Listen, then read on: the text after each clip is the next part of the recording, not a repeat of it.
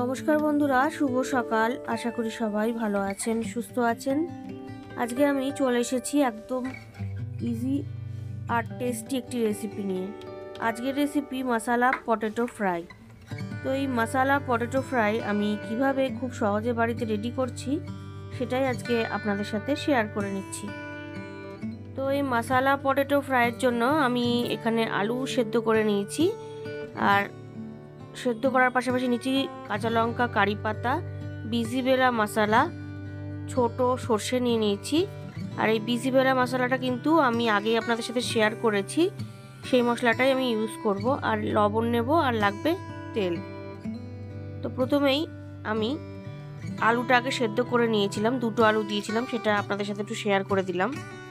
তো দেখুন আলুটা কিন্তু সেদ্ধ হয়ে গেছে। এবার গ্যাসটাকে অফ করে আলুর খোসা ছাড়িয়ে নেব। আলুর খোসা ছাড়িয়ে নিয়ে আলুটাকে এবার এক কর সাইজের কেটে নেব।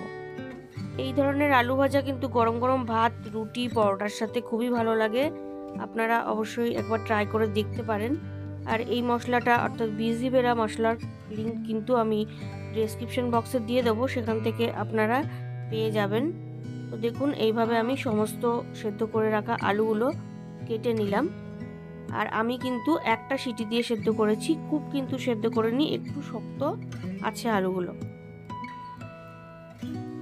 এইবার ওই সেদ্ধ করে রাখা আলুগুলোর মধ্যে আমি দিয়ে দিচ্ছি পরিমাণ অনুযায়ী লবণ, আর তার পাশাপাশি দিয়ে দেবো বিজিবেলা মশলা, যেটা আমি রেডি করে রেখেছিলাম আগের থেকেই, হোমমেড বিজিবেলে মশলাটা।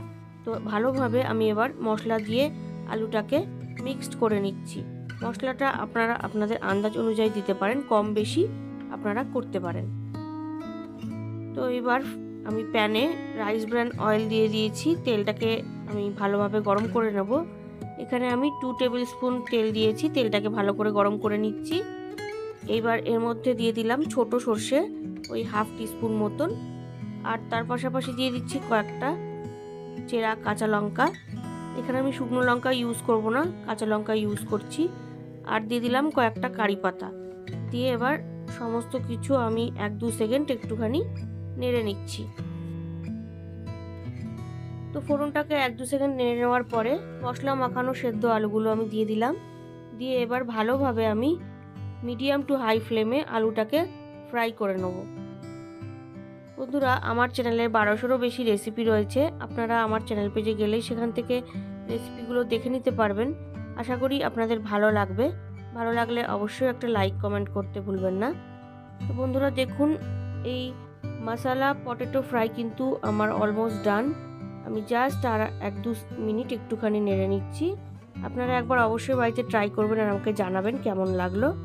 তো আমি এবার এটা গরম গরম সার্ভ করব। আজকের রেসিপি মশালা পটেটো ফ্রাই আমার রেডি। ভালো লাগলে বাড়িতে অবশ্যই ট্রাই করবেন ও টেস্টের আনন্দ নেবেন। তার পাশাপাশি লাইক, শেয়ার, কমেন্ট করতে ভুলবেন না।